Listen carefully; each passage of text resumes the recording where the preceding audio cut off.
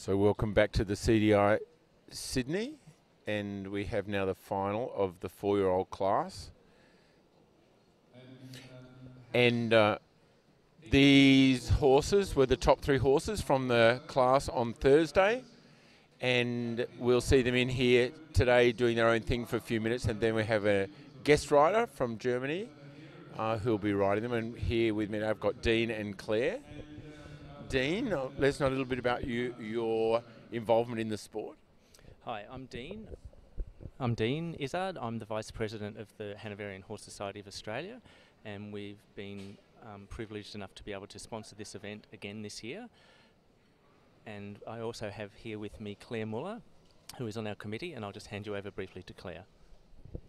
Thanks, Dean. As Dean said, I'm also on the Hanoverian Society Committee, and hopefully today I'll be able to give you a bit of the insight on the bloodlines of the horses that we have here in the Young Horse Finals.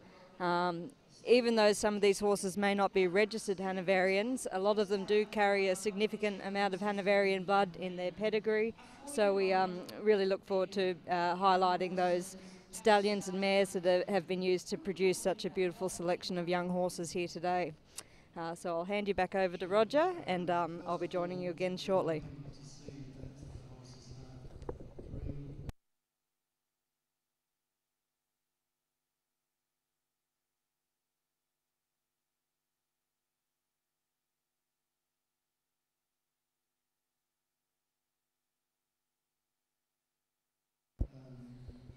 So we've got judges over at the table. We've got Stephen Clark from Great Britain. I think there's Peter Holler there from Germany and Susie Huvenars. And they'll be watching these horses go through their paces with their own riders and also with the guest rider, who we'll introduce in a minute. And they look at a lot of different things in 4-year-old classes. For me, from my perspective as a judge, you look at 3 good basic paces: a good walk in correct rhythm, good trot with expression and balance, and good canter. And then, of course, the training scale varies from 4-year-old, 5-year-old, 6-year-old, a greater and greater degree of collection in each age group, and in the 4-year-old being the youngest ones, you just look for really good basic natural paces, a really good way of going, a good attitude towards their work, and rideability is the most important thing. And that's why, after having the marks given out for walk, trot, canter, submission and general impression, you then come to a mark, of which our first horse, our highest marked horse, the Sir Saintly Sir, which is being ridden by the guy on the long side at K. Certainly Sir.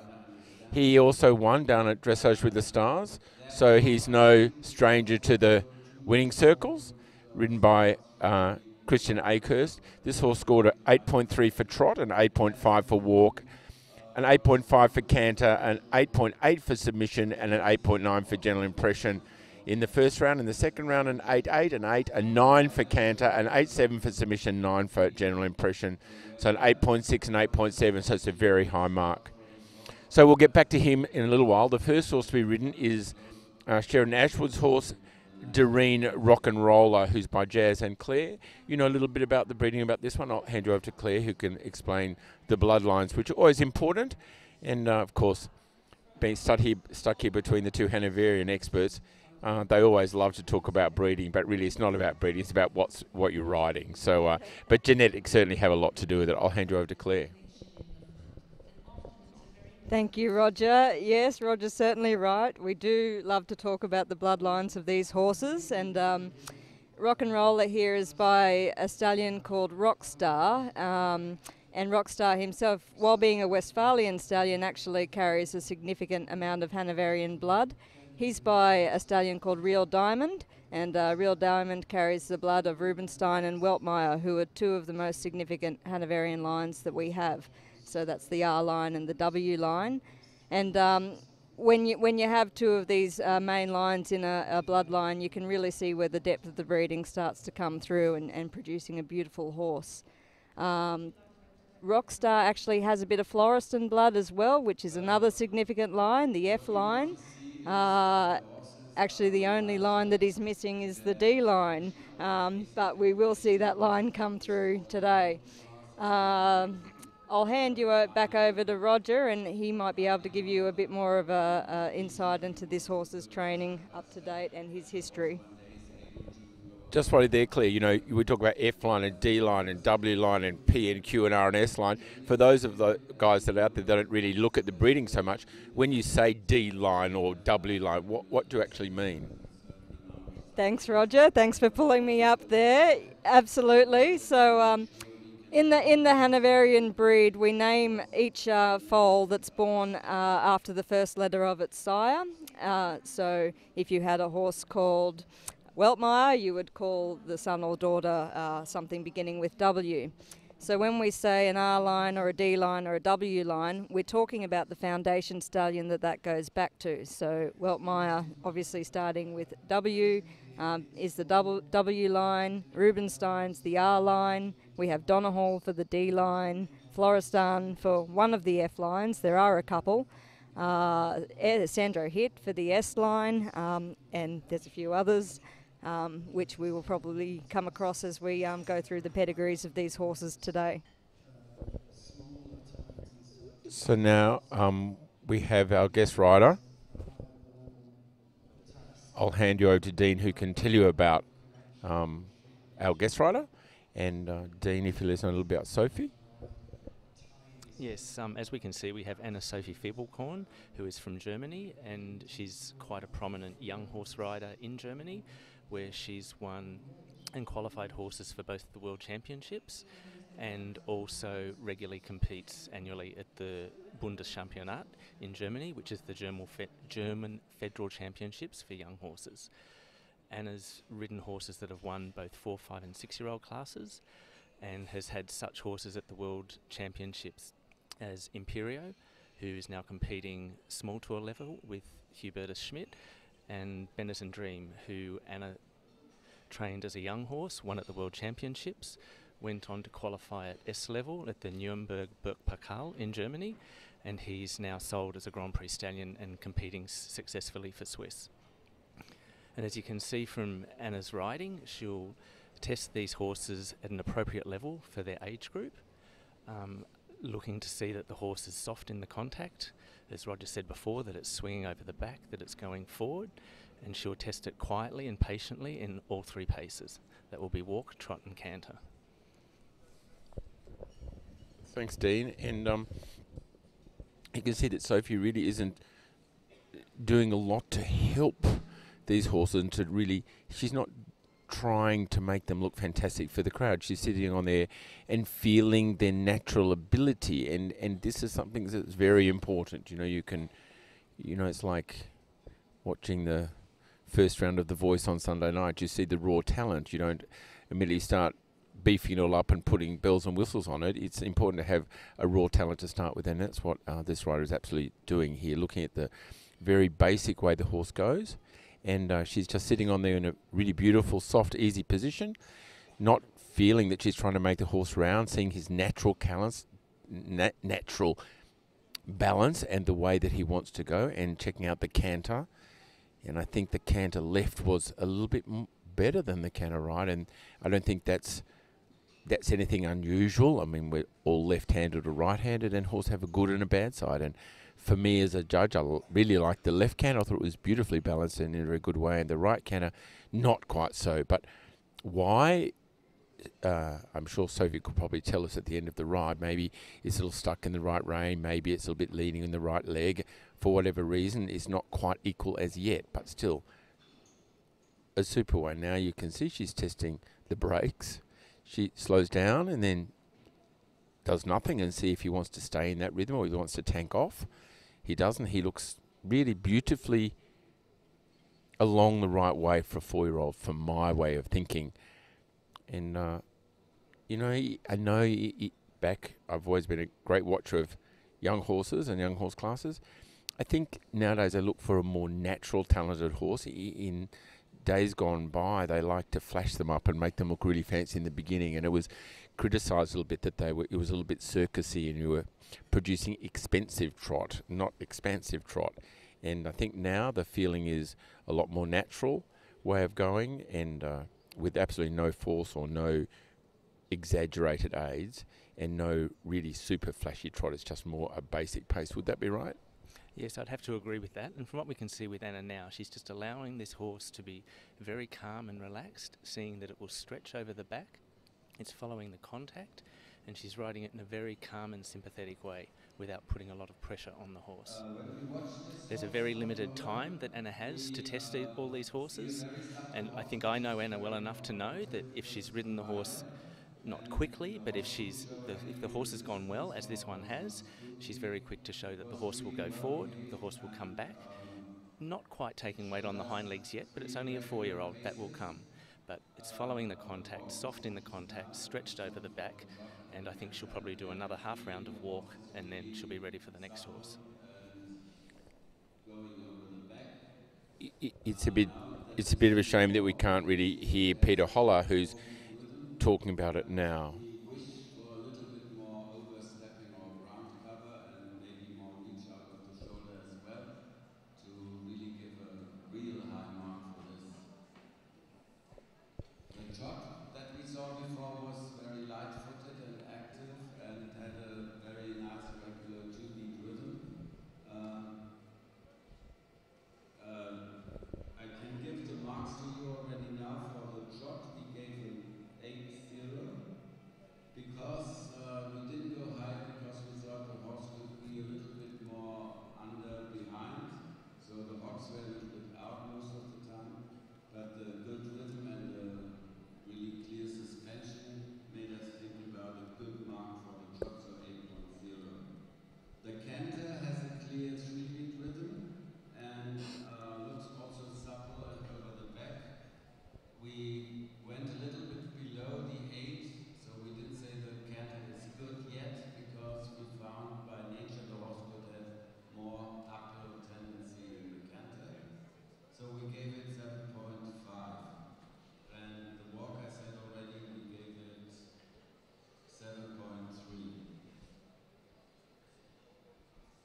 Okay, submission we cannot deduct very much in the submission mark because the horse did his job really well and was really through and was always in a nice and pretty light contact. The rider was able to do all the transitions from one pace into the other, and the horse also looked like pretty well balanced in the turns.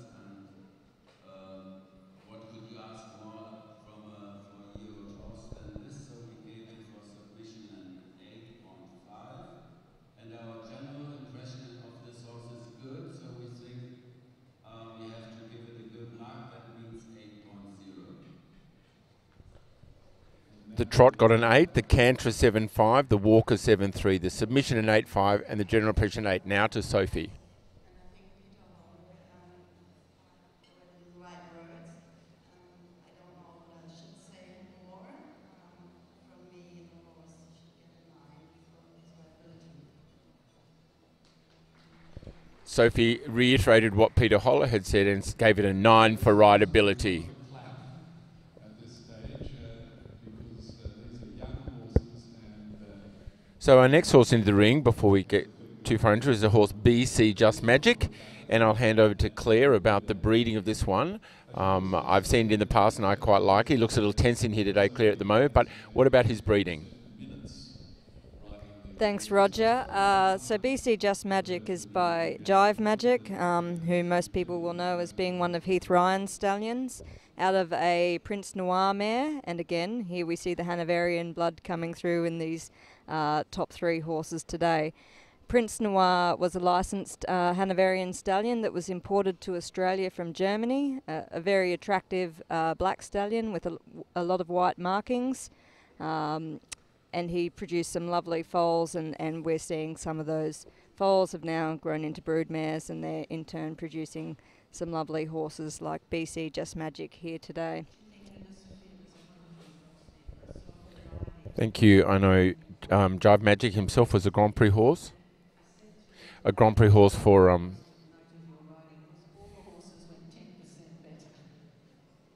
Rosie Ryan. What's almost annoying is to watch how you just got on that horse. Young people are very supple and athletic. And now we have this horse is ridden by Katina Smith. We saw Katina Smith earlier with another Jive Magic horse that she obviously likes that breeding.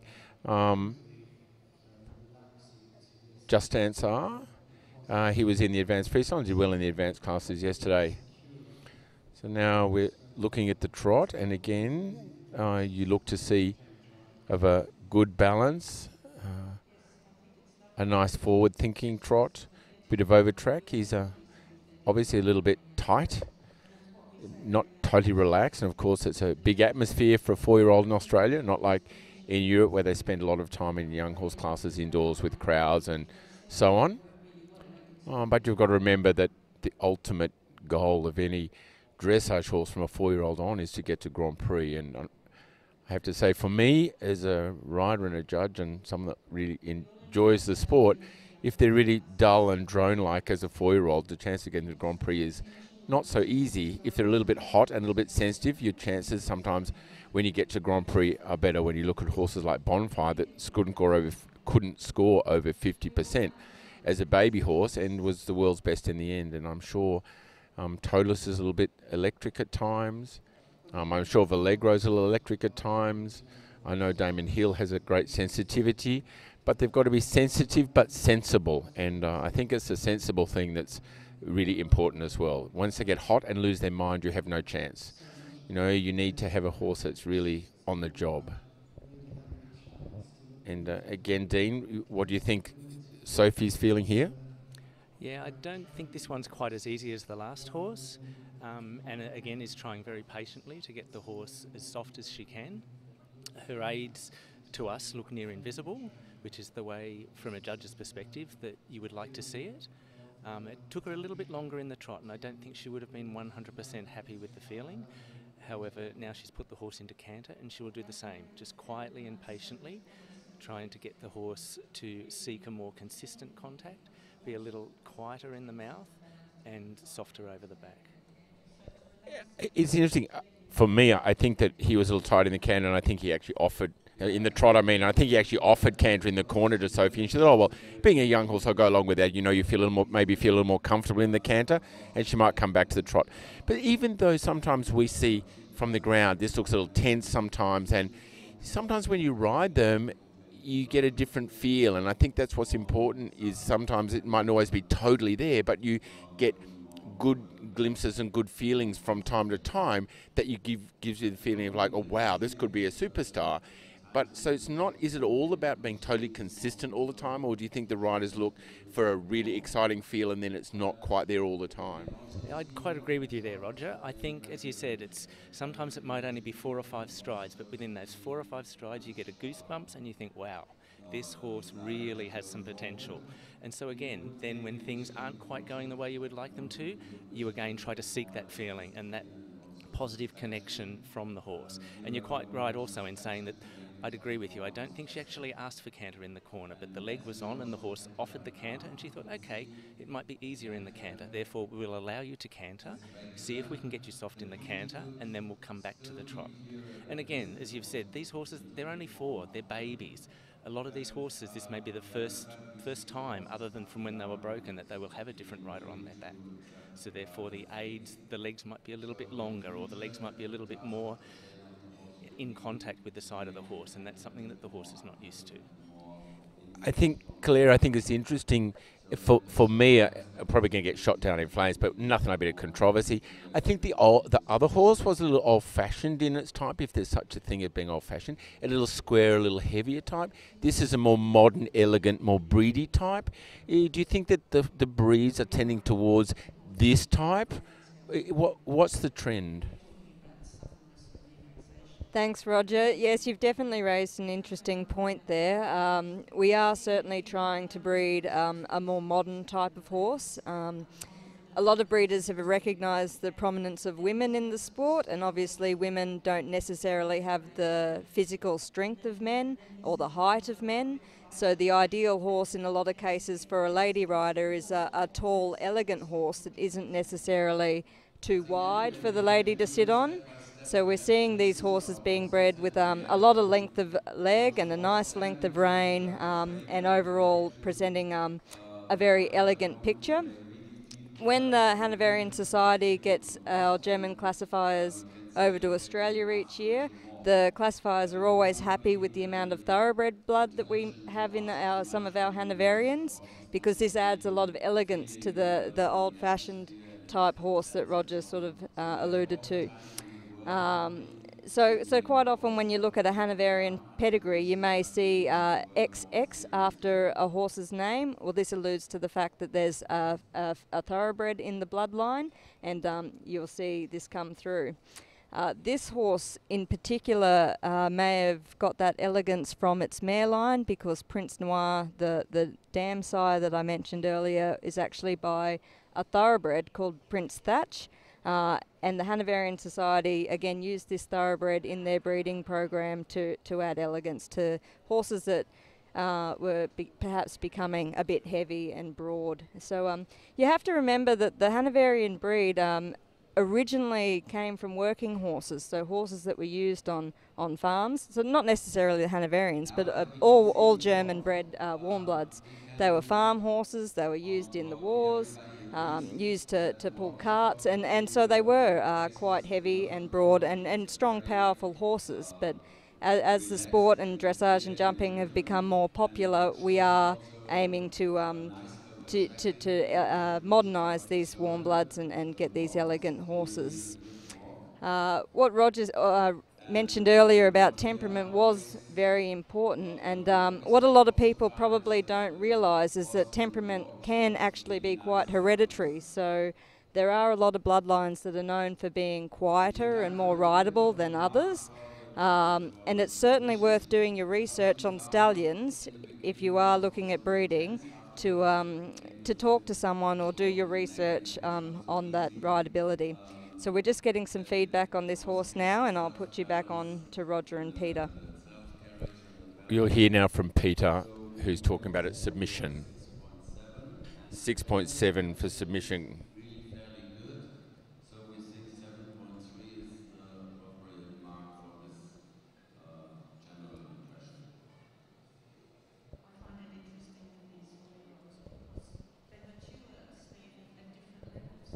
Some are quite mature as 4-year-olds, and some are still babies. I mean, they're little people with big bodies. I mean, the second horse was, a very nice horse indeed, but he wasn't just quite as confident as the first horse, and therefore wasn't able to show himself to so much advantage. But it's a lot of it is mental. Yes, and it was an interesting ride. It's a really, we say in Germany, a really black horse, like a thoroughbred, and really, really sensitive. I think perhaps his first time in a big indoor, like here, and he tried to focus on me, but he was only able for a few seconds in between, and then he lost concentration, and you just feel it. He had moments where he was trotting really supple and then he started to tense, but his rideability is good, so I can't get him a bad mark, give him a bad mark for that. So we'll get a 7.5, and I think that's okay. It's a really interesting horse, and the rider, if she has to try to put at triggers to focus more on her situations, like here.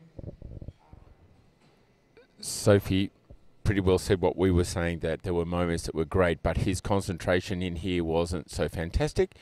But still, there were some very good moments, and she couldn't complain at all. But she liked him. She liked his hotness. She liked his sensitivity, and she gave him a 7.5 for his rideability. So, yeah, as we were saying, there's many different types, more excitable thoroughbred types, which comes from the Prince Thatch line here with that last horse, and now we have MI, Certainly Sir, that is ridden and produced here by Kristen Akers, who's at Mullawa Start, and Mullawa great sponsors of the CDI. Kate Farrell, daughter of the Farrells, owns the beautiful Luxor 118 that we saw her yesterday in the Grand Prix, and we'll see tonight in the Grand Prix Freestyle. We look forward to that, and Brett Parbury has a lot of input into the horses at Mullowa now, and this horse has been brought along all the way by Christian. It's also part Arab. It has a small amount of Arab blood in it, and it gets shown in Arab classes or part Arab classes, and also shown as a hack. So he's been exposed a lot to environment and activities and so on. He's been brought along very, very carefully, and he, as I said, he won the 4-year-old class down at Dressage with the Stars and got a very high mark for rideability from the rider there that was Helen Lang-Hangenberg. So it'll be interesting to see what Sophie thinks of this one. So Claire, over to you a little bit about the breeding. Thanks, Roger. Well, this is a lot of Hanoverian breeding again. So Donegal is an approved sire for Hanoverian breeders, and Floristan 1 on the mare line is, again, that significant F line. He's the foundation stallion for that F line there. So Donegal has been a prolific producer of champion young horses. PSI had one that won the 5-year-old Young Horse World Championships at Fairden a couple of years ago. It sold at auction for over €3 million later on, and we're certainly seeing an increase in the popularity of this stallion that Australian breeders are using to produce young horses, and you can just see this beautiful horse here today is the result of that. To get some information, if you are considering breeding a horse or buying a horse and you are interested in its bloodlines, the Hanoverian Society is happy to talk to you and give you advice, and all our committee members have a depth of knowledge on the Hanoverian stallions being used in Australia. We can tell you how to obtain services to these stallions, give you some background information about their temperament, their rideability, some of their hereditary traits and what they're known for. So if you visit our website, our contact details are there, www.hanoverian.org.au, and any of the committee members would be happy to talk to you and discuss any bloodlines in any horse that you're considering breeding or purchasing. The Hanoverian Society also has a lot of benefits available to its members, in particular its breeder members, in that state stud stallions. I just have to pass you back on to Roger for some more commentary about this horse in particular. Yeah, we need to have a look at this horse while it's being ridden by Sophie, and we think more about, unfortunately, Claire, we think more about riding them than the breeding. So you can see the canter here is very easy. It's very loose. It's probably a combination, but when you look at type, it's probably a combination between the first and the second horse. He's a little bit more modern, quite a big conditioned horse, and looks very easy in the contact and very much in his own balance, which is nice and gives Sophie a really easy ride. You know, I think with these sort of loose horses, like you can see, he's very expressive and loose and very willing to bend all his joints and move. I think you've got to take a bit of time to make certain you keep them in balance, otherwise they get a little bit floppy. So lots of transitions and putting them together, and he certainly is a very elegant type. What are your thoughts about this one, Dean? Yeah, I'd agree with you, Roger. I think this one looks a little bit more developed in muscles than probably the other two, and probably also a combination of the two. I think he's giving Anna quite a nice ride. He's staying very soft to the bridle, and you could just probably see there Anna gave him a pat as he came down the long side. She'd obviously be happy with the feeling that she's getting and the connection for her to be able to offer that, and that's a nice reward back to the horse.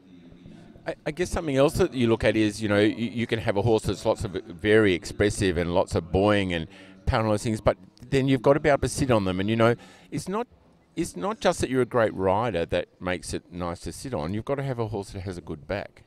Absolutely, and you can see this horse in the back, the area just behind the saddle, it's very soft. There is no tension in the back of this horse at all with Anna riding it. Yeah, and I think when you can sit on a horse and it takes you for the ride and you're not taking it, then you can sit there and make yourself look elegant and the horse keep working underneath you. I think that's a very important thing. When you feel that you've got to keep creating the energy, keep doing things, it doesn't give you the chance to sit still and look good. And this horse looks like it's really prepared just to continue on until it's told to do something else, huh? Yeah, I'd agree with that. If the rider's working too hard, they'll often get red-faced. I know Anna will get very red-faced if she's working hard. And she's soft in her face and she's smiling, so she's enjoying the ride. And as you said, it looks like she's doing nothing. She's probably doing quite a bit up there, but she's not having to work hard to get the end result. And the horse is offering. The horse is happy to go forward for her. Yeah, I think it's, and you know, when you give the rein, he stays very much in balance. He still keeps a hind leg. He's got a very good hind leg. But when people talk about good hind legs, it's not about the fact that they jump them up and down. They've got to have active hind legs, but they've got to actually come under the horse's body and feel that they push the horse's forehand up and allow the front legs to go forward. It's not like someone described as pumping water. You don't want the hind legs to be jumping up and down. They've got to actually come under and go through. So active hocks and active hind legs aren't always good. For me, with a young horse or a Grand Prix horse or any horse, you in trot and canter, you always want to see that the front feet are coming higher than the hind feet. And what eventually gives horses so much expression and all those fantastic horses is to have good hind leg. But a lot of people only talk about hind leg and not front legs, and front legs are very important. You know, the knee, the freedom of the shoulder and the forehand. He's got to have that natural ability to move like that. Then what makes it more special is your training encourages the weight to come more over the hind leg, lighten the forehand and make it even more expressive. So front legs are really important, huh? Yes, they are. Yep. Some of the more older-fashioned type breeding, the front legs may have been a little shorter, but now with the more modern breeding, you're seeing horses with the longer front legs. And as you said, Roger, the hind leg is important. However, the front legs must get out of the way, and the longer front leg will enable the horse to do that. With any of those showy type horses, and really basically dressage is all about showing and looking fancy and making people stop and say, wow, that looks great. Really, the expression does come from the forehand and the front legs. Absolutely. And you haven't. Now we'll listen to Peter Holler. Has very much ground cover and is very supple and goes over the back, and the horse is really willing to stretch into the contact of the rider. So we gave the walk a good mark. It was 8.0. Then we have to talk about the trot mark we gave already is 8.5, and for the canter we gave an 8.0 due to the fact that we wish the horse to go a little bit more uphill and with less support of the rider's hands. In submission, we went to a clear 8. It's a good submission because the horse was always supple. It was in a nice balance, and especially in trot, it showed a certain amount of self-carriage already. That's why we gave it an 8 for the submission, and general impression is a little bit higher because we think the horse has the potential to be a very good horse in future, so we gave it 8.3.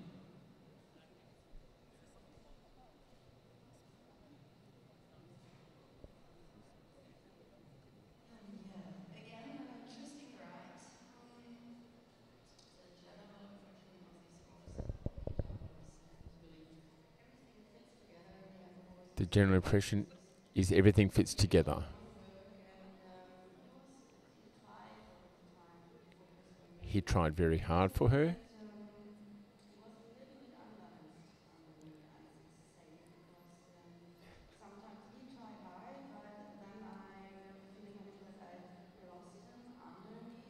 Sometimes he tried too hard and went a little bit too forward, and he didn't stay on her seat and lost his balance occasionally.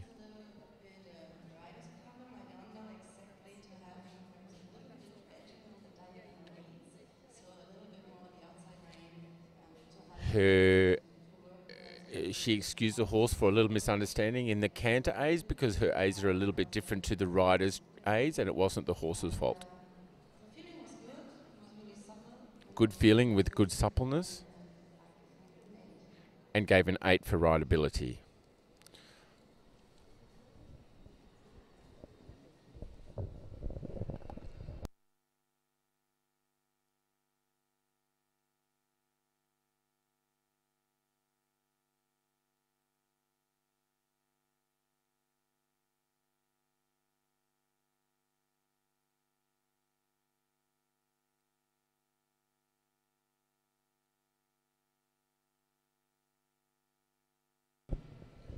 So what they do is they add the scores together now. They're going to announce the winner of the 4-year-old first, and then I'll tell you about the 5-year-olds. The 4-year-old Together with the rider's mum, the first horse, Doreen Rock'n'Roller, scored 8.43. Doreen Rock'n'Roller, 8.43.